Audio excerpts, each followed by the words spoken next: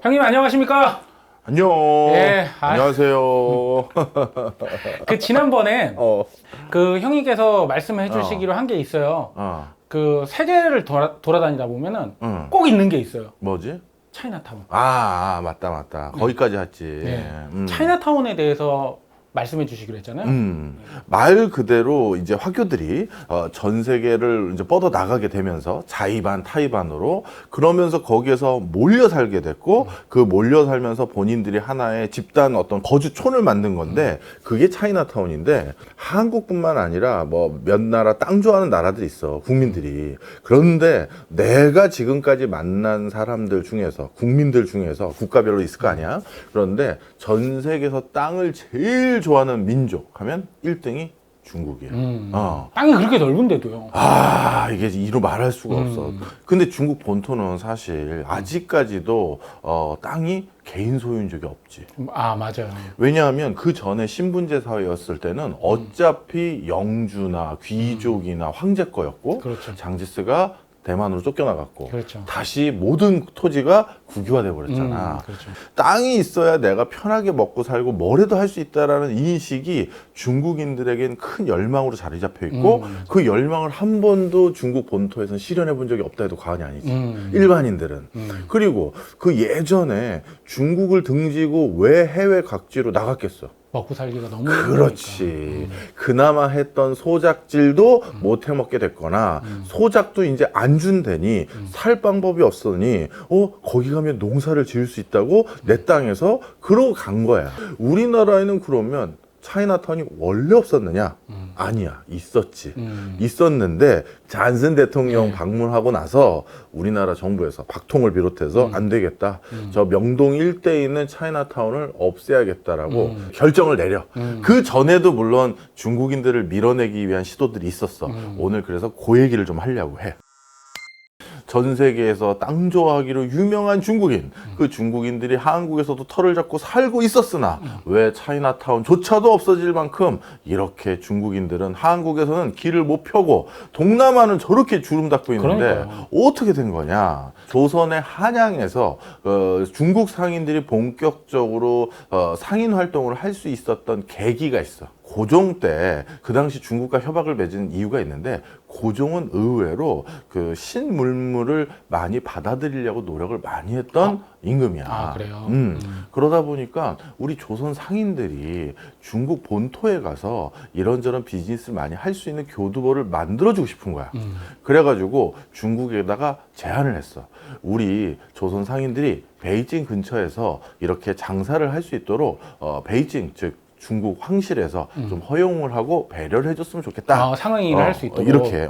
그랬더니만 중국도 그러면 상호 호혜적으로 우리 중국 상인들도 한양에 와서 비즈니스 할 수 있도록 너도 허용해라. 이렇게 말 한 그대로 거야. 상호주의죠. 그렇지. 이렇게 해서 양쪽이 동시에 상인들이 활동할 수 있도록 허용을 해줬고, 그런데 그때 문제가 됐던 게 바로 중국이 여기 상인들이 와서 비즈니스를 할 수 있도록 하는 순간 중국에서 우리 상인들이 말이야 괜히 해코지나 당하면 안 될 것 같더니 우리 육군 병력을 보내겠다. 그래서 군이 주둔하게 된 거야. 한양에. 그리고 그 군이 주둔한 뿐만 아니라 여기서 이제 상거래가 일어나기도 하니 군도 관장하고 상인들의 여러 가지 애환이나 이런 것들도 관리 감독하고 하기 위해서 중국 본토에서 여기서 상무위원이라는 사람 하나가 파견이 돼. 상무가 뭐야? 상시 업무를 보는 위원. 그렇죠. 그래서 현지에 파견해서 네가 네 업무를 봐야 돼. 그러니까 마치 한국을 관장하는 그 당시 조선을 관장하는 업무를 담당하는 인물이라고 온 거예요. 자, 그래서 중국 본토에서는 상무위원이 왔고 그런데 이게 이제 빌미가 됐어. 중국에서 상인들이 공식적으로 조선의 허용을 받아서 한양에서 상거래 활동을 할 수 있도록 허용을 해줬다고 하니까 이제 다른 서구 열강들이 들고 일어난 거야. 그래서 그럼 우리도 하게 해줘. 그래서 영국, 일본, 프랑스, 일본, 러시아. 독일, 러시아 전부 동등한 그런 권한을 가져간 거야. 그러다 보니까 이제 여기가 글로벌 아사리판이 나오기 시작한 거지. 전문 용어 나왔어요. 왜냐하면 우리는 힘이 없는데 그렇죠. 저 어마어마한 열강들이 들어와서 여기서 이제 뭔가 제대로 한번 진을 치겠다는 거 아니야. 그렇죠. 우리는 원래는 모두를 받아들일 생각이 없었고 중국만 하려고 했던 건데 그것도 너무 근처에 강대국들이 너무 장난이 아니니까 그렇죠. 상인들을 파견해서 신물물도 배우고 하려는 선의의 목적이었던 게 오히려 문호를 어설프게 열어준 험한 꼴이 된 거지. 자, 이때부터 중국 상인들이 본격적으로 한양 한복판에 들어오게 된 거야. 그런데 이제 중국 상인들이 처음에 들어왔었을 때, 아유, 우리 이 조선인들은 또 가만히 있나. 우리 텃세가 또 어떤 텃세인데.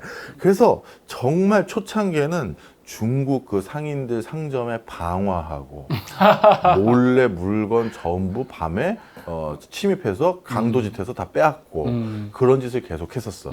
그런데 결국 상무위원 다음에 들어온 그 유명한 원세계.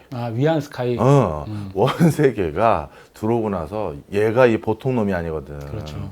야, 나는 니네들 정승판서보다 위야. 나는 황제가 여기 조선을 뭐라 그러지? 다스리라고 보낸 사람이야. 그렇죠. 이 사람 마인드는 그거야. 네. 그러니까 고종 앞에서도 아나무인으로 굴고 군대 파견해서 그 중국 상인들에게 조금이라도 했거나 이런 사람들은 오히려 그 조선 상점 근처에 가서 막 해코지하고 그런 기록이 많이 남아있더라고요. 많지. 뭐 마차 타고 궁으로 들어와 맞아. 보고도. 그런 어마어마한 그 일을 했거든. 뿐만 아니라 세상에 군인들인데 중국 상인들이 밀접해 있는 공간 근처에 자신들이 파출소를 세웠어. 여기는 우리가 알아서 지킬게. 딱 파출소 세우고 또 중국 상인들이 여기에서 뭔가 교류해서 다시 중국 본토로 보내기 위해서는 마포나루를 이용해야 됐거든. 마포나루에도 파출소를 하나 또 세웠어. 약간 그 치외복권지대를 만드는. 그렇지. 거기 딱 서가지고 중국 상인들은 일로 무슨 문제 있어? 없어? 오케이 가. 이렇게 해버린 거지. 그러다 보니까 이 원세계가 딱 털을 잡기 시작하면서 중국인들 사이에서 이제 조선에서 비즈니스 하기가 편해졌대 생각을 한 거야. 원세계가 있을 쯤에 이제 더 많은 중국인들이 들어오게 됐는데 근데 여기서 이제 특이한 점이 있어요. 중국인들은 우리나라뿐만 아니라 전 세계 비슷한 시기에 많은 해외로 이제 나갔거든. 네. 이민을 간 거지. 네. 그런데 우리나라만 중국 화교들에게 해코지를 한 게 아니야. 아니 미국은 우리보다 더 심했고. 뭐 인종차별이 어마어마했잖아요. 호주도 장난 아니고 뭐 이로 말할 수가 없어. 우리도 뭐 만만치 않았지만 이제 듣다 보면 야 한국인들도 진짜 장난 아니구나. 우리가 생각해도 우리 장난 아니다. 이제 점점 나올 거야. 네. 그런데 외국도 그래서 얘네들은 어떤 인식이 있냐면 혼자 장사를 하게 되면 이거 해코지 당하기 쉽고 나를 내가 보호할 수 없다. 이 인식이 많았어. 그래서 우리 비슷한데 다 같이 모여서 장사합시다. 이게 본능적으로 형성된 거야. 그러다 보니까 본능적으로 같이 있길 원했고 집단 거주촌이 생기게 된 거고 그게 차이나타운의 원조가 되는데 여기까지는 다 알아. 그런데 우리나라 초창기 차이나타운은 세 군데서 형성됐어. 어디요? 하나는 창덕궁 바로 앞에 있는 관수동이라고 불러. 그 다음에 수포교인데 거기 수포동이라고 불러. 그래서 수포동하고 관수동 그쪽 근처에 차이나타운이 먼저 생겼어. 근데 그쪽에 먼저 생겼던 이유가 일단 계속 얘기하지만 원세계 들어오기 전에도 거기서 이 사람들이 나름대로 같이 모여서 한 거거든. 원세계 들어오고 나서는 좀 길을 폈지만 그리고 거기 산 이유가 뭐겠어? 치안 때문이야. 궁 바로 인근한데 살면 그래도 치안이 괜찮겠지. 뭔가 문제 생기면 황실 근처니까 관군에게 부탁해서 저기 누가 우리를 쳐들어왔어요 도와주세요라고 하면 조금이라도 도움받을 수 있겠지 해서 당시 임금이 살고 있던 창덕궁 근처인 그 관수동하고 수포동 이쪽 근처에서 차이나타운이 형성됐어. 그 다음 두 번째가 어디냐 하면 바로 우리가 잘 알고 있는 명동 근처에 소공동 근처에 또 터를 잡았어. 왜 거기에 또 터를 잡게 됐느냐? 이거는 그 명성황후 시해되고 나서 아관파천 했잖아. 네, 아관파천 했죠. 러시아 공사관으로. 그리고 나서 임금이 어디에 기거했냐면 덕수궁에 기거했어. 그러니까 임금이 기거하는 장소가 덕수궁으로 창덕궁에서 덕수궁으로 바뀌었잖아. 그러니 덕수궁 근처가 더 치안에 안전할 것이라고 생각해서 덕수궁에 바로 지근거리에 있는 소공동 근처에 또 차이나타운이 생긴 거야. 그 다음에 또 마지막 차이나타운이 어디냐면 지금으로 따지면 이제 남대문 일대, 을지로 남대문 일대 그쪽까지 이렇게 이제 세 군데가 생긴 거지. 자, 그런데 이 세 군데가 생긴 게 치안 문제도 있고 역사적인 이런 맥락도 있지만 하나가 더 있어. 해외에서도 차이나타운이 한 곳에 생기는 게 아니라 인근하게 양쪽에 동시에 생기거나 세 군데서 동시에 생긴 사례들이 많아. 그러다가 나중에 두 개가 소멸되고 하나로 몰린 경우가 많거든. 왜 그럴까? 중국인들은 중국인들끼리 서로 대화가 안 돼. 그래요? 사투리가 워낙 심하다 보니까 중국인들 스스로 서로 이질감이 있는 그런 사람들이 있거든. 그러다 보니까 이거는 같이 집단 거주할 수 있는 대상이 아닌 거야. 우리가 보기엔 쟤네들 화교하냐? 라고 하지만 지들이 보기엔 말도 안 통하는 화교가 있는 거야. 관수동 쪽에 주로 터를 잡고 있었던 그 화교들은 산둥선 쪽에서 왔던 사람이야. 그쪽에서 온 사람이고 소공동 쪽에서 그 주로 터를 잡은 사람들은 광동성 홍콩이 있는데. 홍콩이 있는데. 그러니 진짜 말이 안 통하. 영화 천밀밀에 보면은 주인공이 홍콩으로 넘어가서 광동어를 처음부터 다시 배워요. 맞아. 그만큼 같이 거주할 수 없는 사람들인 거야. 그러다 보니까 이런 이질적인 사람들이 같은 곳에 있을 필요가 없으니까 서로 다른 지역에서 중국인 집단 거주촌을 만든 거야. 그리고 저쪽 그 또 이제 남대문 근처는 또 다른 지방에서 온 사람들이 몰려 있고 그렇게 해서 이 세 군데에서 이제 차이나타운이 슬슬 번성하기 시작한 거지. 그런데 이 세 군데가 지금 어딘지 잘 생각해봐. 종로, 남대문, 명동이야. 만약에 우리들끼리니까 편하게 얘기를 하면 우리가 1930년대부터 70년대까지 화교를 들들 볶고 괴롭히지 않았다면 대한민국에서 제일 큰 땅 부자들 누굴까? 화교들이죠. 그렇지. 다 잠식당했을 거예요. 동남아시아의 대표적으로 인도네시아만 하더라도 재계 서열 1등부터 20등까지에서 두 개의 사람만 빼고 나머지 18개가 전부 화교야. 근데 그분들의 가장 메인 비즈니스가 뭐로 적혀 있는 줄 알아? 부동산이야. 그러다 보니까 우리도 그렇게 될 가능성이 꽤 있었던 나라지. 그렇죠. 교수님, 명동에 조금 땅 가지고 있는 걸 가지고, 종로에 조금 땅 가지고 있는 걸 가지고, 여러분들 그렇게 생각하시면 안 됩니다. 이거는 내 실명을 말씀드려서 좀 송구하지만 내가 나중에 개인적으로 허락을 받을게. 부동산 읽어주는 남자라고 있어. 부익남? 부익남이라고 알려진 태익이. 내가 아주 좋아하는 동생이야. 왜냐하면 이 친구 내가 좋아하는 게 자수성가한 친구거든. 저기 안양인가 어딘가 그 진짜 반지하 같은 데서 거기서 시작해가지고 지금은 뭐 4억 짓고 있잖아. 그리고 뭐 자기 집도 뭐 어마어마한 펜트하우스 같은 데 크게 살고 있고 뭐 제가 개인 사생활 공개하는 게 아니라 지가 지 유튜브에서 자랑했어요. 이거 제가 공개한 거 아닙니다. 지가 대놓고 자랑한 거예요. 반지하에 살면서 부동산 읽어주면 뭐 잘 귀에 안 들어오죠. 그렇지. 그래서 그 양반은 내가 사자라고 생각 안 해. 왜냐하면 자기가 성공했던 룰을 그대로 알려준 거거든. 그렇죠. 그러면서 지금은 그 룰이 안 통하는 이유들도 알려줘. 하여튼 근데 그 친구가 이런 얘기를 한 적이 있어. 걔는 이제 그렇게 부에 대한 열망도 있고 내가 꼭 어린 나이에 크게 성공해야지 생각했던 이유가 걔는 진짜 눈 뜬 모든 시간을 일을 해. 그냥 눈 뜬 모든 시간을 예전에는 유튜브 어떻게 더 활성화시키지 아니면 뭐 사업 어떻게 하지 이걸 생각하는 친구인데 너 왜 이렇게 열심히 살아?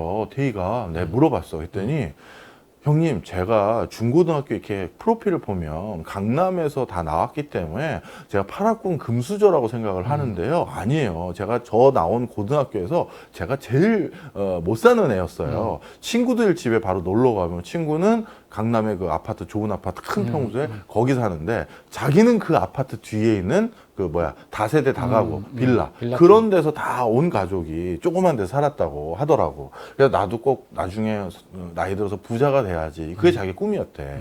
그런데 그 옛날 고등학교 친구들 있을 거 아니야. 잘 살았던. 그 친구들하고 이제 자기가 편히 만날 수 있는 이 수준이 된 거 아니야. 레벨루가. 그래서 모여가지고 이제 어느 날 이제 편하게 토크한 거야. 야, 우리 동기들 중에서는 지금 누가 제일 부자야? 이제 자기도 그런 얘기 할 수 있겠지. 그리고 자기는 더 자랑스럽겠지. 난 내가 번 건데 부모한테 물려받은 게 아니라. 그래서 딱 그런 얘기를 하는데 야, 누구 사실 걔가 실제 재벌 3세급이잖아. 하면서 야, 누구도 걔가 재벌 3세급이야. 이 얘기가 막 나왔대. 그런데 한 놈이 간평사 비슷한 일을 하는 사람이었나 봐. 그 친구가 갑자기 조용히 듣더니 내 생각은 달라 하더래. 그래서 뭐? 그랬더니 우리 그 동기 즈음에 걔가 나온 고등학교가 영동고등학교거든. 네, 영동고등학교. 영동고등학교는 그런데 사립이더만 국공립이 아니더라고. 그래서 영동고등학교 이사장 집에 아들인지 뭐 손주인지가 있나 봐. 네. 내가 생각하기엔 걔가 제일 부자인 것 같아. 그 방송 나가도 되는 거죠? 난 걔를 모르니까 태희기한테 내가 정중하게 양해를 구하고 저 태희가 오픈한 것만 내가 얘기를 한 거니까.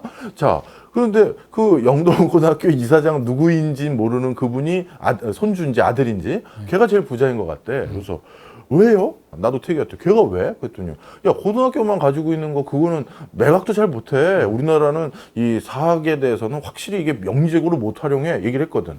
근데 태희가 얘기하는 게 아니에요, 형님. 저는 그 얘기를 듣는 순간 맞네 했어요. 아니 왜? 그랬더니 형, 영동고등학교 정확히 어디 있는지 아세요? 그래서 뭐 삼성동 근처 아니야? 거기 그쪽 역삼 그쪽. 예, 그쪽인데요. 거기 지금 평당 얼마인지 아세요? 생각이 들었어. 영동고등학교 그리고 바로 부지 면적을 내가 딱 쳐봤지. 네. 만약에 영동고등학교 저희 저 지방 어디를 이전하고 그 땅은 제가 팔아서 알아서 좋은 데 쓰겠습니다라고 했었을 때 고등학교 부지 하나를 가지고도 뭐 하나 살 수 있을 것 같아요. 그러니 명동 한복판에, 종로 한복판에, 남대문 한복판에 중국인들이 그 많은 사람들이 땅을 계속 가지고 있었다? 그럼 우리도 동남아처럼 됐을 거야. 나 이거 장담해. 그랬을 것 같아요. 그리고 그 땅 좋아하는 사람들은 또 돈 벌면 뭐 산다? 또 땅 사죠. 또 땅 사. 네, 맞아. 은행은 망하고 화폐 기억할 때도 많고 또 부자들에 대해서는 조세 어떻게 보면 징수한다라고 하면서 부조리한 조세 징수 당하는 것도 많고 그런데 땅만큼은 문서만 가지고 있으면 증인들만 있으면 저거 내 땅이라니까요. 그래서 전 세계의 모든 화교들이 다 땅만 사는 거야. 왜? 피팍을 받으니까 갑자기 이 종이돈 내가 가지고 있는 게 하루아침에 화폐 개혁해서 의미 없는 돈이 될 수도 있거든. 우리나라 재계 서열이 우리나라 사람이 될 수 있었던 게 이 차이나타운을 일부 없애서 가능했기도 해. 그 소공동 롯데호텔 부지 있지. 네. 그 신격호 회장이 이제 일본에서 장사하다가 비즈니스 하시다가 한국에 온 다음에 소공동 지역에 호텔도 짓고 백화점도 짓기 위해서 땅을 살려고 했는데 그 소공동 일대 대부분이 다 중국인들 땅이었거든. 그랬구나. 근데 그 중에서 가장 노른자위 땅이 중식당 자리였어. 네. 그래서 그 중식당 자리를 그걸 샀는데 지금 그 중식당 자리의 그 시가만 전부 다 합치면 5천억인가? 그런 상황이 되는 거야. 중식당 해야 돼요? 그 아저씨 이제 중식당 안 했겠지. 자, 바로 그래서 이게 이 땅의 무서움인 거야. 자, 그런데 그러면 이 화교를 어떻게 몰아냈느냐? 이게 뭐 참 그분들에겐 송구하지만 뭐 어느 나라든 터센터 있는 거지 뭐. 어떻게 몰아냈느냐? 이게 우리가 먼저 몰아낸 게 아니야. 누가 먼저 했겠어? 중국인들이 털을 잡고 있는데 갑자기 누가 그 다음 왔어? 일본 사람들. 그렇지. 일본인들이 이제 본격적으로 갑신정변 이후부터 이제 내가 여기서 좀 장사를 좀 해보고 이 조선을 여러 가지로 내가 좀 이용해야겠어 생각을 딱 했는데 노른자위 그 궁궐 근처의 상권은 중국인들이 꽉 잡고 있는 거야. 이거 안 되겠는데, 이거 발본 좀 세권 좀 해야겠는데, 그렇죠. 이렇게 생각을 하고 있는 과정에서 아주 우연한 사건이 터져.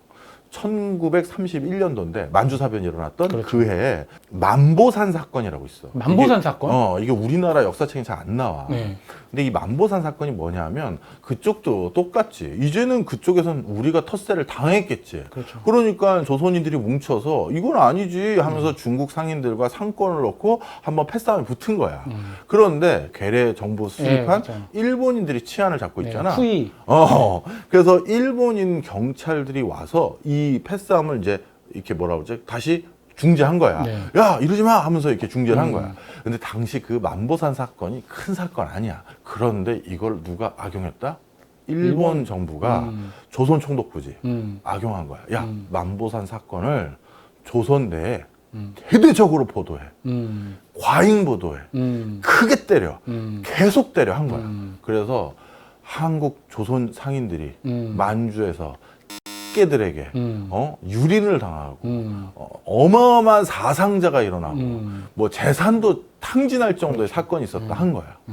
그걸 딱 보도하니까 우리 조선에서 중국 상인들에 대한 감정이 어떻겠어? 아, 굉장히 안 좋아요. 극단적으로 나빠지고 그 다음에 조선 총독부에서 일본 경찰에게 이제 지시하는 거지. 야, 저 중국 상인 근처에는 저 순찰 돌지 마. 다 빠져. 쓱 빠지는 거야. 그렇게 되고 나서 바로 그때 중국 상권들을 초토화시켰어. 그때 한국에서 사망한 중국 상인만 확인된 숫자가 100명이 넘어. 어마어마했구나. 그러니 이거는 뭐 진짜 뭐 어마어마한 거지. 총독부의 그 방관하에. 방관. 예. 방관 정도가 아니라 부추김이야. 아. 오히려 계속 보도를 더 때리는 거야. 계속. 그렇게 해서 중국 상인들이 싹 그 자리를 빨리 뜨도록 하는 거지. 그럼 그 뜬 자리에 그 상가, 상권 누가 산다? 일본 상인들이. 그렇게 해서 한국의 노른자의 상권의 지형도를 바꾸려는 아주 결정적인 계기가 만보산 사건. 만보산 사건이구나. 그때는 우리가 매체라는 게 다양하지가 않잖아. 그렇죠. 일본인들이 딱 잡고 있는 그 신문, 호해요, 호해, 뭐 이거 있잖아. 그거로 본 걸로 세상을 볼 수밖에 없기 때문에 맞아요. 그때 우리가 화교에 대한 안 좋은 인식들 있지. 그게 그때 사실 심어진 게 많아. 뭐 대표적으로 그다음에 뭐 만만디, 그다음에 화교는 더럽다, 뭐 이런 것들에 대한 여러 가지들 있잖아. 뭐 그런 것도 뭐 사실이지 않습니까, 교수님? 뭐 그렇게 하시는 분들은 개인 사견이니까 내가 뭐라고 하는 건 아니지만 일반적으로 화교에 대한 부정적인 인식들이 전부 다 그때 생긴 거야. 그래서 1930년대부터 이 화교들을 들들 볶기 시작한 첫 번째 이유는 우리가 아니라 일본이 그렇게 한 거야. 그러다가 이제 어떤 상황이 됐느냐. 인구 센서스 하기 전에 네. 뭘 했냐 하면 아무리 봐도 박통이 이거 뭔가 국가를 재건해야 되는데 돈이 없는 거야. 네. 그래가지고 야, 한국에 돈이 좀 있어야 내가 뭐래도 좀 그 공사라도 사비라도 뜰 텐데 돈 있는 사람들이 누구야? 그랬더니 그때도 우리는 인식들이 있었거든. 다 중국 상인들이 상권을 잡고 있고 그러다 보니까 이 중국 상인들을 때려잡아야 됩니다. 이렇게 된 거야. 그래서 결국 야, 이게 중국 어마어마하구나 이제 생각을 하고 있었던 게 이제 박정희가 그때부터 1960년대부터 이 중국인들이 이 땅에서 정말 많은 활동을 하고 있고 굉장히 노른자의 땅도 많이 가지고 있는 인식을 하고 있었어. 그러다가 그걸 이제 도저히 이제 더 이상 기다려서는 안 되겠다. 이걸 이제 발본색원을 해야겠다라는 확실한 인식은 언제 했냐면 바로 존슨 대통령 오고 난 뒤인 바로 1960년대 후반부터 이 화교를 서울 사대문과 서울이라는 땅 이 바깥으로 몰아내야겠다 이게 결정을 하게 되고 그걸 하기 위해서 박통과 그 당시 위정자들이 수립한 그냥 국책 사업의 네. 그 내용이 그거야. 화교 상권 정비 사업. 쉽게 얘기해서 뭐야? 몰아내겠다는 거죠. 그렇지. 아이고 여기가 허저분하고 후질근하네요. 저희가 정비해 드릴게요. 그럼 갔다 오면 돼요? 아니 정비해 드릴게요. 아니 갔다 오면 돼요? 아니 정비해 드리겠다고요. 네. 정비를 하겠다고 탱크를 몰고 오네? 그래서 화교 상권 정비 사업이 대대적으로 일어나면서 이제 화교들이 이 땅에서 차이나타운이 없어지게 되는데 화교들이 이제 서울에 어떻게 자리 잡게 됐고 또 어떻게 화교사를 이루면서 발전했는지 계속 알아보는 시간을 가졌어요. 기억납니다. 네. 이번에는 이제 그 화교 사회가 이제 쇠퇴하게 된 과정을 좀 말씀해 주신다고 그랬잖아요. 맞아, 네. 맞아. 어떻게 시작된 거예요? 화교의 우리나라 사회에서의 어떤 뭐라 그럴까 영향력, 그 다음에 시장 지배력은 일제 강점기 때부터 그 다음에 박정희 시절 때까지 쭉 그 기간 내내 거쳐서 이거를 대놓고 또는 교묘하게 말살하지 않았으면 우리나라도 동남아와 비슷한 수준의 화교의 경제력을 갖게 됐을 거야. 네. 차이나타운, 차이나타운이 형성됐던 대표적인 장소 중에 하나가 이제 소공동이라고 말을 했잖아.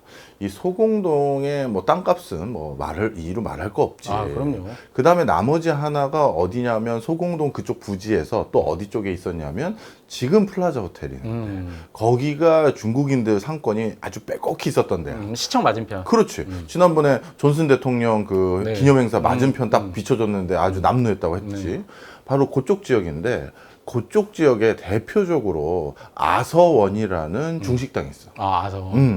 이 아서원이라는 중식당은 어느 정도냐면 이렇게 보면 됩니다. 중국인들이 한국에 와서 장사를 하는 업종이 크게 한 5가지 정도밖에 안 돼. 그 중에 하나가 중식당이야. 중식당 당연히 들어가겠죠. 그런데 이 중식당도 부류가 2가지가 있어. 중국인들이 중식당 많이 했던 것 중에 하나가 북촌 지역이 하나 있고 소공 지역이 하나 있어. 근데 북촌 지역은 주로 고객이 조선인이었고 고객이. 그 다음에 소공동과 이쪽 시청 근처 이쪽 거기도 소공동이야. 그 근처는 철저히 일본인들 대상으로 그 중식당을 하는 거야. 그런데 조선인들 대상으로 중식당을 하는 곳은 이게 옛날에 호떡 장사랑 똑같아. 고급진 요리가 아니라 그냥 한 끼 때우고 호떡도 그냥 옆에서 팔고 하는 이런 호떡 장사집이야. 그래서 이제 그런 데인데 우리나라에서 뭔가 뭐 큰 잔치를 한다든가 뭔가 의미 있게 대접을 한다라고 하면 그런 식당이라고 할 만한 게 별로 없거든. 그나마 그런 식당이라고 할 수 있는 것이 전부 중식당인데 거기가 바로 소공동 일대에 있는 대표적인 중식당들이 거기에 해당됐어. 특히 아서원이라는 곳이 가장 상징적인 곳이야. 자, 그런데 이 중식업은 어떻게 됐느냐? 이것도 우리가 아주 교묘하게 계속해서 말살해왔어. 어떻게요? 존슨 대통령 방문했던 게 1966년이지. 네. 1968년도에 뭘 우리가 만들었냐면 외국인 토지법이라는 걸 만들었어. 근데 이 법안 내용이 되게 재밌어요. 첫째, 외국인이 국내에서 상업용지로 상업적 목적으로 토지를 사용할 수 있는 최대 범위는 50평으로 제한했어. 아, 평수까지 제한했고. 50평으로 제한한 게 이게 어떤 일이냐면 좀 전에 내가 아서원 얘기하다 이게 돌았잖아. 그 당시에 그 존슨 대통령 왔을 때 건너편에 있는 건물의 제일 높은 층이 3층이었는데 아서원은 4층이었어. 그러다 보니까 당시 중식당들의 규모가 어느 정도인지 감이 오지. 아서원의 하루 일 매출이 얼마냐면 100만 원이었어. 그 당시에. 그 당시에 야. 60년대 초반에 야. 그 아서원만 하더라도 대표적으로 상징적인 중식당 중에 하나가 그랬는데 갑자기 50평으로 제한한다? 하지 말라는 얘기. 큰 장사는 하지 말라는 거죠. 그리고 그런 법이 없었으면 아서원이 돈 벌었을 때 하루 매출이 100만 원인 그 중식당이 뭐 했겠어? 근처 땅? 더 사는 거지. 그렇죠. 지금도 맛집 중에 잘 되는 데는 길 건너편에 또 하나 확장하고 옆에 주차장 한다고 네, 확장하고 주차장 하잖아. 만들고 많이 하잖아요. 바로 그걸 왜 안 했겠냐고. 아서원도 당연히 하지. 그러면 명동 일대, 을지로 일대, 소공동 일대 뭐 잠식 당하는 거죠. 잠식 당하는 거란 말이야. 사실 동남아에서 그렇게 해서 그 재벌들 된 거거든. 자, 그런데 50평으로 제한한 법 때문에 그게 불가능해졌고 있는 매장도 줄여야 됐고 아닌 곳은 아서원은 그 뒤로도 영업을 많이 했거든. 그럼 아서원은 도대체 어떻게 한 거냐? 이제 지분을 섞기 시작해. 누구랑? 한국 사람. 한국 사람들하고. 그래서 주식회사로 바꿔서 지분을 섞어서 한국인들을 포함시키면서 하는 거야. 그 과정에서 중국인들은 원래 중국인들끼리만 네트워크가 좋고 한국인들하고는 사실 비즈니스를 잘 안 하잖아. 네, 맞아요. 그런데 급하니까 한국인 누군가가 비즈니스를 하고 또 이게 한국인 회사라고 하려면 지분의 51% 이상이 한국인들 지분이 있어야 되잖아. 그렇죠. 그러다 보니까 자연스럽게 어떻게 됐다? 뺏긴 거지. 뺏긴 거야. 그냥 쉽게 해서 약탈해 간 거야. 이제 이런 식으로 해서 점점 희석돼 가는 게 일부가 있었어. 이거는 토지를 제한한 게 하나 있고 그 다음에 음식점이 계속 대박 나려면 뭐 해야 되겠어? 뭐가 있죠? 한 곳에서 오래 장사해야 하잖아. 아, 그래서 신스 얼마 이런 게 있잖아. 네, 기본적으로. 네. 그리고 그 장소의 상징적인 공간이 돼버려야 되는 거잖아. 맞아요. 그래서 입소문으로 오는 거니까. 그런데 우리나라 법을 바꿨어. 한 곳에서 오랫동안 영업을 하면 할수록 특히 식당에 대해서는 세금? 세율을 올려. 이상한 법이네요. 그러니 나가란 얘기야. 한 곳에서 오래 하지 말고 야, 다른 데로 가 이거야. 음. 그런데 서울 시내 노른자위 지역엔 중식당이 꽉 잡고 있으니 다른 지역으로 가라는 건 서울 외곽으로 가라는 얘기지. 이제 그 당시에는 우리가 중공이잖아, 중국이. 네, 중국 공산당. 그러다 보니까 우리나라랑은 수교를 안 했잖아. 그렇죠. 90년대 초반에. 했잖아요. 그럼 네. 바로 그런 신분상의 취약점이 있거든. 본국에서 온 사람들은 대만 쪽으로 가는 사람들은 그래도 좀 대만이 그 당시 그렇죠. 우리나라 수교 국가니까 그렇죠. 그래도 괜찮은데 중공에 가까운 사람들은 어디 자기 몸을 의탁할 데도 없어. 그때 또 한참 또 빨갱이 하던 그런 맞아. 시절인데. 그러니까 이 사람들의 사회적 신분이 취약하겠지. 음. 그래서 세무 공무원들이나 이런 사람들이 이 사람들에게 나쁜 짓을 많이 했어. 국세 공무원들이. 그런데 정부에서는 그걸 또 뭐 눈 감아. 줬다고 봐야지. 네. 왜? 잘했다. 야, 그럼 오늘 이거 뭐 우리 회식은 거기서 나온 거야? 수고했다. 뭐 이런 문화도 있었대. 이거는 국세 공무원들 사이에서 알려진 일이야. 이런 일들로 인해서 정말 못 살게 구월어서 결국 어떻게 됐느냐? 중식당이라고 하는 그 터잡고 했던 그 수많은 곳들은 이제 털을 잃게 된 거야. 외국 저 샌프란시스코라든가 호주 시드니라든가 이런 데는 그 도시 전체를 대표하는 중식당들이 있어. 여기는 신스 해가지고 1800 몇 년부터 쭉 있는 게 있거든. 우리나라 없어. 싹 나간 거야. 그 다음에 하나가 더 있어. 이발소. 이발소 많이 했다. 또 이발소 참 많이 했어. 근데 이 이발소가 그 당시 어느 정도 점유율이었냐면 화교의 이발소 점유율이 한국에서 서울에서 이발소를 하는데 일본인 이발소, 조선인 이발소, 화교 이발소 있을 거 아니야. 숫자로선 당연히 조선인이 제일 압도적으로 많을 거고 그 다음이 일본인 정도가 많을 거고 그 다음이 이제 화교일 텐데 화교 이발소가 등록된 이발소 중에서 23%에 해당돼. 아, 그래요? 어마어마하게 많은 거지. 그 이유가 있었어. 서비스가 달라. 일단 중국인들 중에선 집에서 머리 안 감는 사람들이 많아. 이발소가 하는 일 중에 하나가 머리를 감겨주는 거래. 그래서 저 머리 좀 감으러 왔어요 하면 머리를 감겨주지 뭐 커트 같은 거 안 해. 감겨주는데 정말 시원하게 빡빡 긁어주면서 마사지 간단하게 해주고 이렇게 지압해주고 해서 머리만 감고 가. 그리고 가끔 중국에서는 이발하면 뭐 해준지 알지? 어깨 마사지뿐만 아니라 귀도 파주고. 예, 맞아요. 그런데 한국에서도 그걸 서비스의 경쟁력을 삼은 거예요. 중국인 일단 이발소를 가면 조선인이나 일본인 이발소보다 싸고 쌀 뿐만 아니라 귀도 후겨주고 어깨도 이렇게 해주는 이 추가적인 서비스가 있더라 해서 시장 점유율이 23%를 장악한 거야. 대단한 거네요. 그러다 보니까 그때 초창기 일본인 때 시절부터 이걸 몰아내야겠다. 하여튼 이 나라에서 중국 상권을 처음 몰아내기 시작한 건 일본인이고 그 다음 우리가 바톤 터치를 한 거거든. 그래서 일본인들이 어떻게 했느냐? 이 사람들도 악독해. 그 위생보건과 관련된 어떤 그 명분을 들어서 이발업도 사람 몸을 다루는 것이니 위생과 보건과 관련한 자격증을 취득해야 된다라는 명분을 가지고 자격증 제도를 하는 거야. 그런데 그 시험을 뭘로 했다? 우리 한글로 한 거야. 왠지 상상이 갔어요. 일본인들 같은 경우는 본국에서 시험 본 걸로 준용이 가능하거든. 그러니 인정을 해주는 거지. 근데 중국은 안 되는 거야. 중국은 인정을 안 해주는구나. 중국은 그 제도도 없었고 사실. 네. 그래서 중국인들은 시험을 봐야 돼. 근데 시험을 딱 봤더니 한글이야. 출제를 한글로. 하지 말라는 얘기지. 그렇죠. 그리고 워낙 박리다매로 하는 게 중국 이발소의 경쟁력이다 보니까 그 가격 전까지 싸지 못하게 한 거야. 그러니 이발소도 씨가 말라가겠지. 그 다음 나머지 하나가 양복점이야. 근데 양복점은 아주 자연스럽게 중일 전쟁하고 만주사변 이후로 중국 본국에서 넘어오는 고급직 양복 있잖아. 이 양복의 원단을 공급받지 못하게 됐어. 우리 지금 양복 스타일 보면 이게 이탈리아 밀라노에서 유명한 요즘 스타일이야. 아니면 뉴욕에서는 요즘 이렇게 입어 이런 소리 하잖아. 그런데 그 당시는 어떤 스타일이 유명하겠다?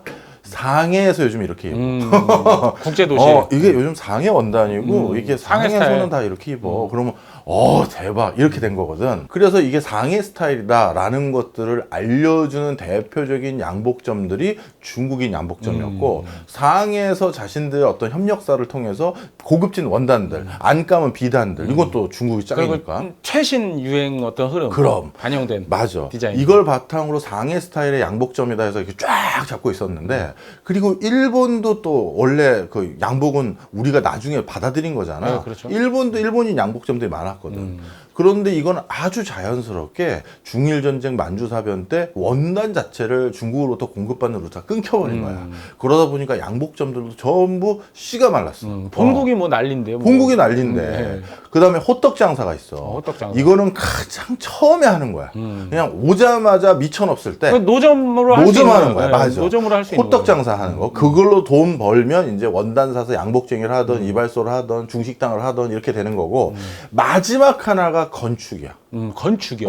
의외네요. 상해나 이런 데는 그 당시만 해도 근대식 건물이 많았을 거 아니야. 네, 그렇죠. 거기서 건축하는 어떤 뭐 미장이라고 우리가 흔히 부르는 이런 일을 했던 뭐든 간에 이 현대식 건물을 제대로 석재 건물을 지어본 사람들의 이 노하우는 중국인들밖에 없거든. 현대식 건물. 그렇지. 일본인들은 또 다 나갔으니까. 그렇죠. 그래서 사실 명동성당 건립했을 때도 중국 엔지니어들이 다 한 거야. 그랬구나.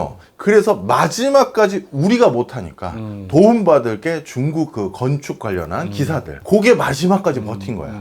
그래서 중국인들이 그 당시 석조 건물이라고 많이 지은 게 전부 뭔지 알아? 성당, 교회들. 교회. 그때도 교회는 번듯한 게 많았거든. 규모가 그리고 일반 가정집보다 훨씬 더 크잖아요. 그럼 네. 맞아. 그리고 높이 져야 되잖아. 네, 높이 성당은. 져야 되죠. 그러다 보니까 이 교회와 같이 이렇게 되다 보니 또 교회는 기독교니까 또 미국에서도 약간 비호를 받을 네, 수가 있고, 그렇죠. 바로 그런 이유들로 인해서 마지막까지 화교 세력들이 그래도 돈 꽤나 벌고 있던 사람들은 이 건축 관련한 분들이 유일하게 남아 있는 거야. 자, 그런 과정에서 어떤 일이 있었느냐.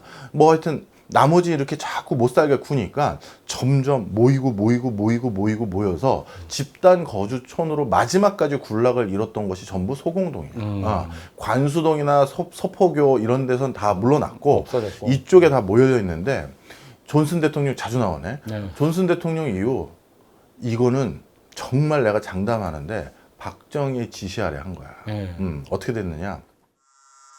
나머지 이렇게 자꾸 못 살게 구니까 점점 모여서 집단 거주촌으로 마지막까지 군락을 이뤘던 것이 전부 소공동이에요. 관수동이나 서포교 이런 데선 다 물러났고 없어졌고. 이쪽에 다 모여 있는데, 존슨 대통령 이후 이거는 정말 내가 장담하는데 박정희의 지시 아래 한 거야. 네. 어떻게 됐느냐. 안 되겠다. 저쪽을 싹 밀어야겠다. 그래서 당시 서울시장인 양택식이라고 있어.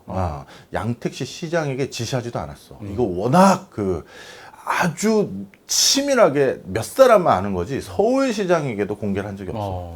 그 양택식에게 우리 미관이 너무 그러니 저 화교 지역을 정비하겠다. 그래서 지난번에 말해줬던 화교 그 상권 다시 재조성, 현대식으로 재조성하는 사업. 네. 이게 국제 사업을 한 거 아니야. 거의 군사작전 하듯이. 아니야. 그 사업은 이제 알려준 거지. 어. 그리고 그 화교 상권 있는 사람들 전부 불러 모았어. 모아가지고 이게 여러 가지로 문제가 심각하니 현대식으로 저희가 바꿔줄 테니 이거를 우리에게 일단 팔아라. 팔고 그 다음에 다시 올려줄게 한 거야. 조감도를 보여줬어. 갔다 오세요. 네. 여기 입주됩니다. 그리고 여기는 그럼 서울시 건물이냐? 아니야. 이 건물의 지분들을 다 다시 드리겠다는 네, 거야. 조합원이죠. 그러니까. 그렇지. 조합을 한 거야. 진짜요? 대박이네. 이렇게 된 거야. 그래서 화교회관을 건립해주는 이 조감도와 함께 또 말 안 들을 수 있겠어, 솔직히. 그렇죠. 이렇게 후하게 할 때 우리들 그냥 네. 넘어갑시다. 그리고 장사는 계속 할 수 있게끔 또 배려를 해줬는데 어디에다가 계속 그 가건물 같은 거 지어서 장사할 수 있는 빈터, 그때는 거기가 공터였어. 어디냐면 을지로인데 지금 외환은행 본점 있지. 그 을지로에 공터가 있었어요. 그러니까 그 외환은행 본점 거기가 공터였거든. 거기에다가 전부 다 옮겨줬어. 거기에다가 거기다가 다 간이 건물 짓고 일단 당분간 건물 올라갈 때까지 장사하고 계세요. 그래도 이제 제공해 줄 수 있는 제일 지근 거리에 제공을 해준 거야. 어차피 우린 들어올 거니까. 그렇죠. 그래서 이 소공동 이제 그 화교회관을 짓기로 하게 했는데 그 당시 대만계 화교들, 대만계 화교들은 불안불안하니까 대만 그 대사관에다가 이 사실을 꼬지르는 거야. 한국 정부에서 우리 보러 자꾸 나가라고 하고, 그 다음에 여기 이런 조건도 좋고, 저기 가건물 지어서 할 수 있게끔 해준다는데 어떻게 하는 게 좋겠느냐 했는데 대만 본토에서는 어떤 분위기였냐면 세상에 2억 만리에서 장사하는 우리 교민들을 위해서 한국 정부가 아까 그거 보여주면서 이런 거를 돈을 들여서 지어준다 해서 한국 정부에게 좀 보태주셨으면 좋겠다고 2억 원을 보냈어. 와. 한 대만 우호의 상징. 그렇지. 그 건물 짓는데 우리 본토에서도 돈 되겠습니다. 우리 대만계 화교인들, 중국인들 위해서 써주십시오 하면서 2억을 보낸 거야.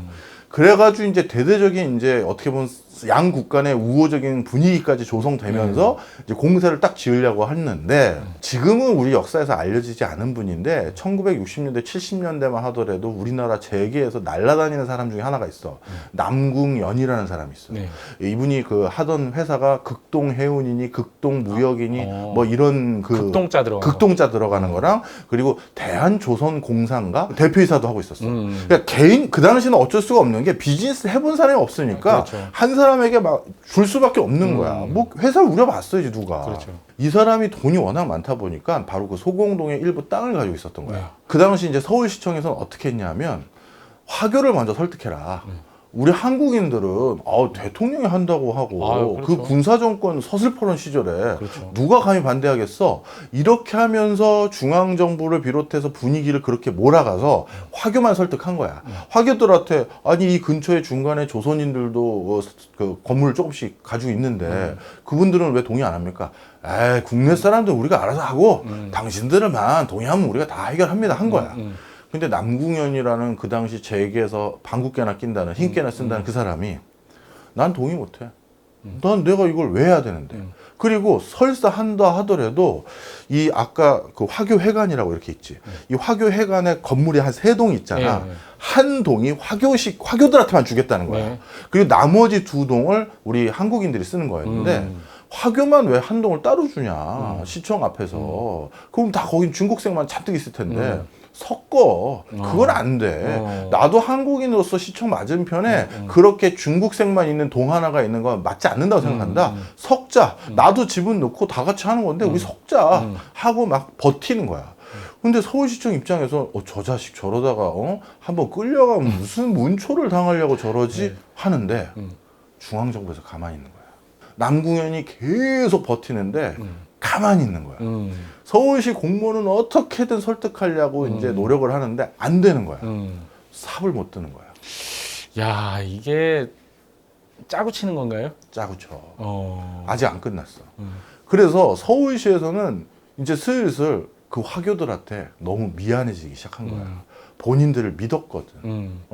그리고 정말 확실하냐라고 자기네 할아버지의 할아버지가 여기 무일폰으로 와서 구두 닦기로 시작했고 비 오는 데는 수표구역 밑에서 거기서 잤다가 뭐 할머니는 뭐 그때 홍수 와서 떠내려가고 5만 가지 얘기하면서 진짜 우리가 간신히 모아서 여기까지 온 건데 애완이 서려 있는 그럼 우리 진짜 무일푼으로 와서 4대째 드디어 여기에서 장사하기 시작한 건데 이거를 그냥 다 가져가시면 우린 진짜 어떡하냐 하면서 공무원들에게 정말 오면 식사도 공짜로 주면서 정말 잘 부탁한다고 우리는 믿고만 간다고 하면서 대대로 손손 거기서 장사했던 사람들조차도 공무원 말을 믿고 이주를 한 거거든.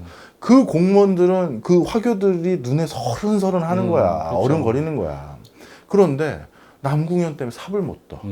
그런데 그 소공동에 또 지분께나 가지고 있었던 사람이 있어요. 지금 그 소공동 시청 바로 맞은편이 뭐니? 프라자 호텔. 프라자 호텔이지. 네. 프라자 호텔이 누구 거야? 누구 거예요? 한화그룹 거야. 하나 그렇고요. 김종희. 김승현 회장 아버지. 아버지. 한국화약의 또 설립자. 네. 그 당시 한국화약이면 아유 지금 하나도 위상이 대단한 회사지만 그렇죠. 그 당시도 어마어마한 회사거든. 아 전쟁통에 화약 필요한 거 아니야. 그렇죠. 그래서 김종희가 거기 끄트머리에 지분이 꽤 있었어. 그러니까 어디 쪽에 가까우냐면 남대문 쪽에 가까운 쪽으로. 그런데 김종희가 뒤에서 슬슬 지처만 가고 있는 화교들에게 현금 내미는 거야. 그냥 저한테 파세요. 제가 알아서 처리하겠습니다. 아, 지분 나중에 가지고 있는 거 가지고 거기 들어가 봤자 이거 공사 언제 될지 모르고 저한테 파십시오.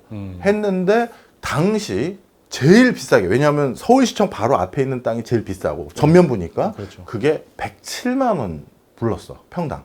평당 107만 원. 107만 원. 그리고 안쪽에 들어갈수록 30만 원, 40만 원 제일 이제 후질근한 거는 저 그렇게 불렀는데 이 시세가 어느 정도 비싼 거냐? 당시 왕십리하고 을지로 가장 외곽 지역에 상가 그 평당 가격이 10,000원에서 30,000원이었어. 근데 107만 원을 부른 거야. 뭐 100배에서 뭐 30배, 적어도 30배. 그렇지. 그 다음에 신사동. 드디어 이제 막 개발을 얘기 막 이슈 끌고 있는. 네. 우리 지금 신사 강남 아직 신사동. 가지도 못하고 지금 네. 계속 강북에서 지금 놀고 있는 거잖아. 그렇죠. 그 신사 이제 개발할 때 얘기를 하겠지만 그게 평당 10,000원에서 30,000원이었어. 그때 김종희가 화교들한테 사들인 금액이 아까 내가 말했지. 싼 거는 30만 원에서 네. 제일 비싼 게 107만 107만 원. 네. 제일 비싼 107만 원으로 일괄대가 다 살게요. 30만 원이 줬다며 107만 원에 내가 다 살게. 107만 원. 당신 107만 원이었잖아. 107만 원 팔아 나한테. 이 건물 언제 줄지 몰라 하면서 많이 흔들렸겠다. 좀. 전부 지르기 시작한 거야. 그런데 그 사이에 외환은행 본점으로 이사했던 장사했던 그 화교 식당들이 전부 장사가 안 돼. 전부 장사가 안 돼. 그래서 일 매출이 100분의 1, 10분의 1로 떨어지고 얘네들이 지쳐만 가는 거야. 공사는 삽도 안 뜨고. 그 시점에 마침 현금 내미는 사람이 있고. 그렇지, 김종희가. 근데 김종희도 그 당시 107만 원은 어마어마한 돈이거든. 그렇죠. 그거를 뭐 어음도 아니고 있는 그 자리에서 현금으로 전부. 이거 지금 드린다니까? 이건 은행에서 다 대출 받은 거거든. 그 대출은 누가 해줬겠어? 아, 정부의 비호가 없었으면 다 있는 거야. 그렇죠. 그러니까 한쪽에선 네가 사고 네가 깽판 부리고 네. 한쪽에서 불안감 조성하고 한쪽에서는 서울시 공무원은 이유도 모르고 우리는 가만히 있을 게 다 짠 거야.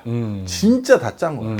그래서 그 소공동에 하나그룹의 호텔인 플라자 호텔이 들어갈 수 있는 지분 정리가 된 게 바로 이런 맥락 속에서 다 된 거야. 이게 더더욱 확실하게 청와대의 밀실에서 아주 소수만 이렇게 결정됐다라는 걸 알 수가 있었던 게 그 소공동 다 지분 정리하고 그 동네에 딱 입주한 데가 어딘지 알아? 보안사령부. 아, 보안사령부. 보안사령부가 어느 정도 끝발인지 알지? 아유, 보안사령부 출신 대통령 2명 있지. 본인은 전두환, 노태우, 그리고 그 당시 641기 보안사령부 그 소공동의 사령부 거기 들어가기 전에 바로 길 건너편에 보안사령부의 사무실을 얻어서 거기 잠시 있으라고 했어. 그래서 그때 누가 거기에서 소공동의 진척상을 계속 보고 있었냐면 김재규야. 아, 김재규. 김재규가 길 건너 횡단보도에서 저 아직 안 되네. 그래서 계속 보고 있는 거야. 그 다음에 난리 난 데가 어디겠어? 대만 정부에서 2억 보조금 줬잖아. 네, 맞아요. 돈까지 받아 먹은 거 아니야. 분명 2억 쐈는데 네. 자기네들 교민들 다 위한다고. 걷어서. 근데 이게 소식이 없는 거야. 그래가지고 대만 정부에서 난리가 났어. 왜? 그때 김종혜가 107만 원에 땅 사준 사람들 있지? 그 사람들은 한국이라면 지금도 일을 가라. 완전 사기꾼이고 평생 내가 아직도 한이 맺히고 내가 지금 아버지는 눈을 뜨고 돌아가셨다 뭐 이런 얘기하는 그런 화교들이 다 그때 뺏기고 그 사람들이 한국에 살겠니? 그때 선택지가 세 군데였어. 미국, LA나 이쪽으로 그냥 다 돈 받은 걸로 뜬 사람들. 그리고 일부 대만으로 가고, 그리고 일부 홍콩으로 갔어. 이 사람들이 다 글로 이제 갔는데, 그때 대만으로 간 사람들이 이제 턴 거야. 그래서 대만 정부가 난리가 났네. 한국이 이런 짓을 했다. 그래서 대만에서 분위기가 굉장히 분위기가 높아진 거야. 그때 청와대에서 양택식 서울시장을 불러 전후 사정을 설명한 것 같아. 그때. 그리고 다녀와. 대만 갔다 와. 대만 갔다. 사과해. 네가 사과해야 된다. 서울시장 선에서. 서울시장 선에서 사과해라. 어차피 우리는 모르는 걸로 돼 있으니 한 것 같아. 그래서 양택식 서울시장이 대만에 가서 진짜 석고대죄 수준의 정중한 사과를 했어. 여차에 저차 해서 이게 진행이 안 된 겁니다. 못한 겁니다. 설명을 딱 한 거야. 국가 차원에서는 할 수 없는 사과를 서울시장 선에서 한 거지. 그리고 우리 그 기업인 하나가 계속 안 팔았고, 그리고 다른 기업인이 그래서 제일 비싼 걸로 사버렸고, 뭐 정황이 다 있잖아. 네, 그렇죠. 이 정황으로 다 설명을 했는데 그 당시 대만에서 어떻게 했느냐? 이거를 크게 받아들여줬어. 이 사과를. 시장이 와서 정말 정중히 사과했고, 그리고 전후 사정을 다 들어보니까 이게 있을 법한 얘기. 있을 법한 얘기야. 이게 정부에서도 계속 노력했고, 그리고 서울시 공무원들에겐 이거를 얘기 안 했던 이유가 있어. 그 절절한 미안함을 얼굴에 담고 가야 되거든. 군인들이 야 사실 이거야 알고 있어 하면 그렇게 하지 않아. 진심 어린 사과 안 나오니까. 안 나와. 너도 진짜 미안한 사람들은 알잖아. 못 쳐다봐. 네. 그게 있어. 거기 실무자들까지 다 데려갔거든. 그렇죠. 현장에 그 당시. 실무자들도 진짜 앞을 못 보는 그 장면은 이건 실제 우리가 느껴져. 우리 가끔 뭐 수재민 피해라든가 뭐 누구 피했을 때 무슨 국회의원들 가서 가끔 보면 저 진심 아니다 느껴지기도 하고. 그럼요. 저 사람은 진심이구나 느껴지는 사람도 있고. 사진 찍으러 하는 거야. 오는 사람이 대반이에요. 딱 보면 알잖아. 우리 바보 아니잖아. 근데 이건 딱 보니까 공무원들이 진짜인 거야. 왜냐하면 실제 지들도 몰랐으니까. 그러니까요. 그래가지고 진심으로 받아들여줬고, 그런데 그 이유가 하나가 더 있어. 그 당시 대만에겐 몇 안 남은 수교 국가야. 그러다 보니 이 맹방인 한국마저도 우리가 등지면 안 되지 않겠니? 이게 좀 진심인 것 같고 또 실제 보니까 정황이 그렇고 받아들여 준 거야. 그 뒤에 뭐 여러 문서들을 더 확인하고 하니까 이게 정말 치밀한 작전이었어. 참. 그래서 지금은 국가에서 우리 그렇게 이 화교 상권을 다 풍지박산 내자 써 있는 건 없지만 전후 지금 상황들을 쭉 보면 그렇구나 이렇게 돼버린 거고 그 엄청나게 비싼 돈 주고 그 땅 산 김종회 그 한화그룹 그 설립자에게 회장에겐 뭐 해줬다? 그 시청 맞은편에 네가 짓고 싶은 거 지어 딱 해주는 거지. 자, 무슨 얘기를 할 거냐면 소흥동 정비사업 더 재밌는 얘기들 많았다면서요. 맞다. 맞아 해주셔야죠. 우리 그때 그래서 우리가 무슨 007 작전처럼 소공동에 있는 그 차이나타운에 해당되는 그곳을 완전히 다시 한국 영토로 돌려받는 그 과정을 마무리했지. 자, 그럼 이제 본격적으로 재건축 재개발을 해야 되는데 그 중간중간 박통에게 더 확실하게 재건축 재개발을 해야겠다라는 생각을 갖게 만든 사건이 또 있었어. 그래요? 그게 바로 72년도에 7.4 남북 공동성명이야. 7.4 공동성명이 왜 중요하냐면 그 7.4 공동성명 전까지는 남과 북이 왔다 갔다 한 적이 없거든. 전혀 교류가 없었고. 전혀 없었어. 7.4 남북 공동성명에 이제 북한에서 남한으로 내려온 건데 공식적으로 사절단이 이제 문제가 생겼지. 어떤 문제가 생겼어요? 72년도까지만 하더라도 북한이 우리보다 잘 살았거든. 맞아요.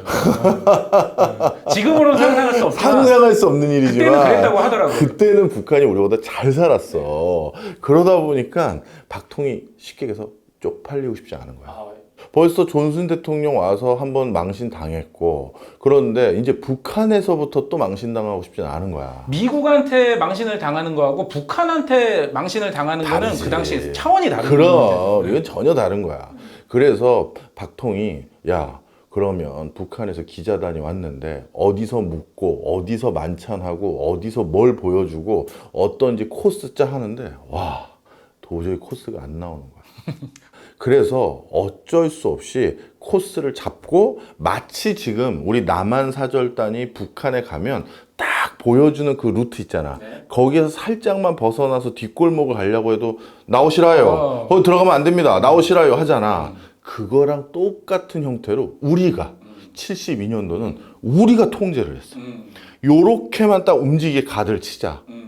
그래서 어떻게 했냐면 숙소는 남산의 타워호텔이라고 그 당시 있었어. 네, 남산 타워호텔로 잡아줬고 그 다음에 연회를 크게 베풀 그럴싸한 호텔이 많지 않아서 경복궁 경회로 앞에서 했고 그 다음에 또 만찬 중에 하나는 그 당시 그나마 유일하게 또 괜찮은 호텔이 조선호텔이었어. 시청 근처. 그래서 그 조선호텔에서 하고 그 워커힐 그때 미국 그 장성들 묵는다고 급조해서 만든 호텔이 워커힐이잖아. 거기서 또 좀 만찬을 하고 그 다음에 보여주는 도로라고 해선 그 경부고속도로가 그나마 그날 유일하게 뚫린 그 제대로 된 고속도로거든. 그래서 그 당시 우리가 가지고 있는 현대식 모든 호텔과 뭐 시설물을 다 활용한 거야. 그나마 이동할 때도 시내길을 가면 또 문제가 생길 수 있으니까 일부는 북악 스카이웨이로 올라와서 그 숲속길로 해서 이렇게 내려가게끔 그렇게 처리를 해서 이동을 한 거야. 눈물겹습니다. 정말 눈물겨운 일이지. 딱 그 코스를 보니까 미군 장성들한테 연애 베풀기 위해서 만드는 호텔에다가 존슨 대통령 보여주려고 일부 구축한 거, 그 다음에 이게 다구나. 확실히 안 거야. 안 되겠다. 서울 시내 재건축 재개발을 제대로 시작해야겠다 해서 더 확신에 차. 그리고 나서 이제 임자 서둘러 이 지시를 내려. 서울시장에게. 근데 중국인 상인들 거는 본인이 대통령이 직접 챙긴 걸로 미루어 짐작이 되는 그 007 작전으로 다 해서 걷어서 한화그룹 회장한테 일단 넘겨줬는데 그러면 서울시 공무원들이 알아서 지구지정하면서 딱딱 그 설득해가지고 올려야 될 거 아니야.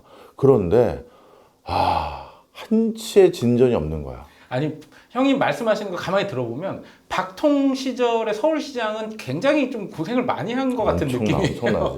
그거는 지금의 서울시장보다도 어떻게 보면 봉급쟁인 거야. 그냥 박통이 임명한 건데 박통이 얘 일을 왜 이따위로 해? 야 나가 하면 나가야 되거든. 그러니까 지금의 서울시장하고 위상이 많이 다르지. 수도 서울을 맡긴 자기의 직속 부하잖아요. 그렇지, 부하인 거야 그냥. 협상의 대상자가 아니라 부하야, 부하. 네. 그래서 부하한테 시켰는데 이 일이 하나도 진행이 안 되는 거야. 박통이 그런 거 진짜 싫어하거든. 그 역사 기록을 보면 이 사람도 굉장한 성격 급하고 굉장한 다혈질에 안에 에너지가 응축된 사람이야. 또 군인 출신이니까. 호불호가 다 있으시겠지만 그냥 그 사람 기질을 말씀드리는 겁니다. 하여튼 그래서 이거 안 되겠다 서둘러라 했는데 그래서 공무원들의 발등에 불이 떨어졌어. 이 중구 지역의 상인들을 설득해서 중구에 해당되는 게 지금 을지로부터 소공동부터 시청부터 저 광화문 가기 직전까지 전부 다 중구라고. 거기가 우리나라 대한민국의 중심지인데 심장이었죠. 심장 거기를 확 올려놔야 그 다음 뭐가 될 거 아니야. 그럼요. 그래서 서울시 공무원들이 이제 중구 상인들을 하나씩 설득하러 다녔네. 근데 중구 상인들이 여기서 장사해야지 국가 저 백년지 대계 이런 거 모른단 말이야. 뭐 자꾸 와서 재건축 재개발해야 되니 나가쇼. 여기를 우리 국가가 매입하겠어 하는데 이게 뭐 청천벽력 같은 소리잖아. 그때 당시에는 당장 먹고 사는 게 더 급했지. 그리고 중구 상인들은 그 당시에는 재벌은 아니었지만 꽤 부자들이지. 중심지에서 가게 하고 있다? 이건 뭐 어마어마한 거지. 나름 떵떵거릴 사람들이라고. 일제시대 때부터 자본 축적해 왔겠죠. 그런 사람도 있고 뭐 한국전쟁 때 갑자기 들어와서 떼돈 번 사람도 있고. 그래서 이런 사람들이 거기서 돈 벌고 이제 그 꽤 부자 소리를 듣고 있는데 난 지금 상황을 그대로 유지해도 그만인데 너 남부럽지 않게 살고 있는데 뭘 자꾸 나가라고 하니까 공무원들에게 뽀찌를 줬어. 이거는 만평 이런 데 나와. 이건 뭐 내가 그냥 그러려니 하는 짐작이 아니라. 근데 그 당시에 워낙 대통령의 관심사인데 이 뽀찌 받았다가 진척 안 되는 게 나 때문이라고 딱 걸리면 이건 뭐 그냥 이게 날아가잖아. 그래서 다른 데선 받았을지 모르지. 우리나라에서 뭐 관료 사회가 투명해진 지가 뭐 사실 오래된 건 아니니까. 그때 당시에는 그냥 날라가기만 하면 다행이죠. 그럼. 그래가지고 그 중구 쪽에서 상인들에게는 그 당시 서울시 공무원들이 돈을 안 받기 시작한 게 아주 이슈가 됐어. 왜? 받았다가 야 내가 너 돈 줘서 나 여기 남게 해준 줄 알았는데 뭐야 해서 이제 소리 나면 큰일 나잖아. 큰일 나죠. 그래서 중구 상인들이 이제 슬슬 알기 시작한 거야. 이거 그 서울시 공무원들에게 돈 좀 준다고 해결될 만한 일이 아니구나. 이거 어떻게 하면 좋아? 해서 중구 상인들이 막 머리가 터져하고 있었어. 그래서 결국 어디까지 흘러왔냐면 중구 상인 조합들이 그러면 도대체 재건축 재개발을 어떻게 하고 나는 나중에 여기 재건축 재개발 되고 나면 어떻게 여길 다시 돌아오면 되는지 알려주십시오 했는데 어떤 또 베네핏이 있는지 그렇지. 또 관심사잖아요. 그래서 이제 슬슬 대화 협상 테이블이 나온 거야.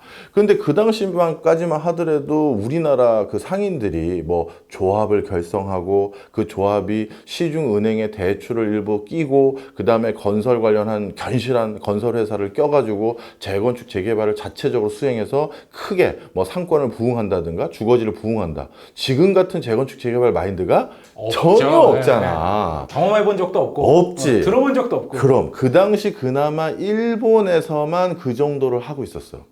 그런데 일본에서 하는 것도 본 적이 있나? 그러니 이 사람들은 그런 능력은 없고 정부가 원하는 건 그냥 이건 당신들이 못하오. 우리 정부가 주도를 해야 되고 정부가 주도할 때도 당신들 말고 우리나라를 대표하는 일부 건설사와 정부가 주도해서 해야 됩니다.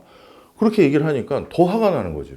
아니, 내 가게를 니네가 마음대로 사가겠다는 것도 내가 동의를 안 하는데 사가고 내가 다시 들어올 기회를 준다 했는데도 그 들어올 장소와 공간의 전반적인 컨디션을 내가 정하는 게 아니라 니네가 왜 마음대로 정하느냐. 그렇죠. 이건 말도 안 된다 라고 했는데 도대체 어떻게 하려고 하냐 했는데 상인들의 머릿속에 그리는 재건축 재개발은 그 당시 소공동 쪽이나 중구 쪽에 3층 정도 높이에 있는 그 적산 가옥들을 한 3에서 5층 정도 올리겠지 생각을 한 거야. 근데 박정희가 지시한 바로는 초고층 빌딩들을 올리라고 했어. 아, 그 당시에요? 이제 15층 이상 30층, 40층 거기에 올리라는 거야.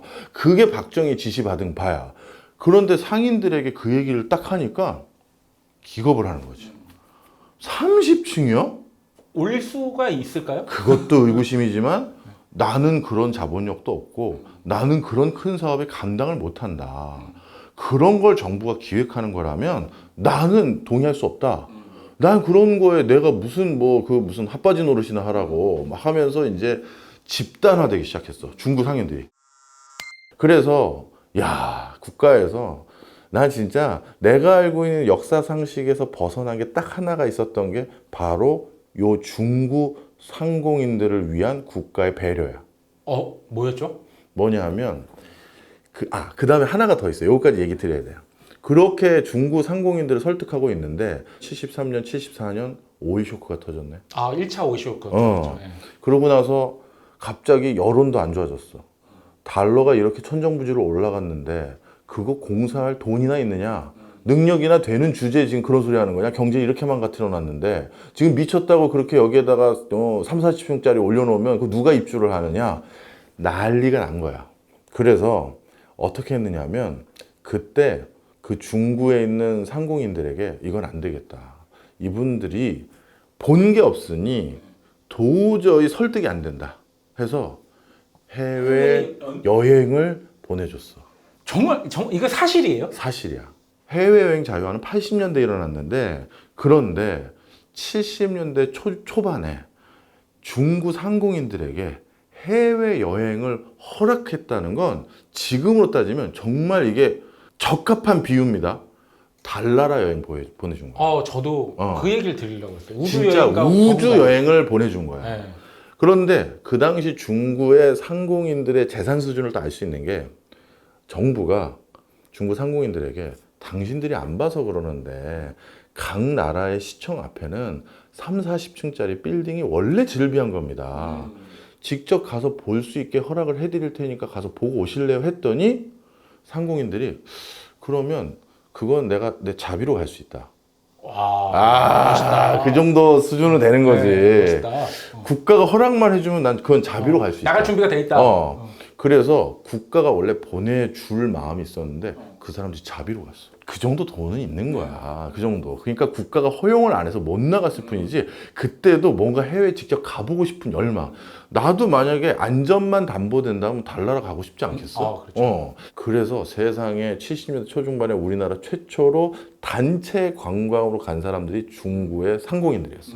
근데 그분들에게 국가에서 보여줬던 해외 관광 코스가 지금도 한국노트야. 일단 미국을 먼저 가서 미국의 펜실베니아의 펜센터라고 제일 번화한 도시 같고, 그 다음에 뉴욕으로 건너가서 뉴욕의 록펠러 센터 앞하고, 록펠러 센터. 그 다음에 저 유엔 본부 앞에 보여주고, 그 다음에 런던으로 넘어가지. 미국 동부 투어 한 다음에 그 다음에 바로 대서양 런던으로 건너서 가서, 런던으로 가서 런던 국회의사당 근처 쫙 한번 보여주고 금융중심지까지. 그 다음에 끝이 아니야. 프랑스로 넘어가. 라데팡스라고 프랑스에서 제일 번화한 동네 있거든. 거길 또 쫙 보여줘. 그 다음에 올 때는 일본을 보여줬어. 일본의 동경, 오사카의 또 가장 번화한 또 초고층 빌딩들이 있는데 다 보여줬지. 그리고 귀국을 딱 했어. 중국 상인들이 어떻게 됐을까? 우리도 할 수 있다. 아니지. 우린 못한다. 아, 반대구나. 여기서 말한 우리라는 건 상공인들 자기 자신들을 말하는 거야. 이거는 우리 깜냥으로는 할 수가 없구나. 너무 많은 격차를 실감했구나. 그리고 국가 말이 맞아. 이건 우리가 할 수 있는 일이 아니었어. 그리고 이거는 우리는 국가가 좋게 매집해 준다고 했을 때 팔고 다시 거기 들어가면 우린 떼돈 버는 거야. 이 인식을 했고, 그래서 그 다음 국가가 하겠다는 그 사업 계획에 전부 사인을 했어. 이야. 해보십시오. 우리나라도 발전 한번 해봅시다.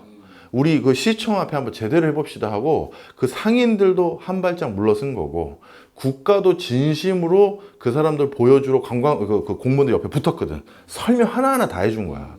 이거 지금 꼬불꼬불 있는 이 그 골목들을 그냥 일자로 피는 정도가 아니고요. 이걸 하려면 일단 다 매입을 해야 되고요. 그리고 지하도 개발해야 되고요. 뭐 하면서 이제 지하철 같은 것도 다 보여준 거지, 이제. 리모델링 정도로 안 되는 거죠. 안 되는 거지. 그걸 알려준 거야.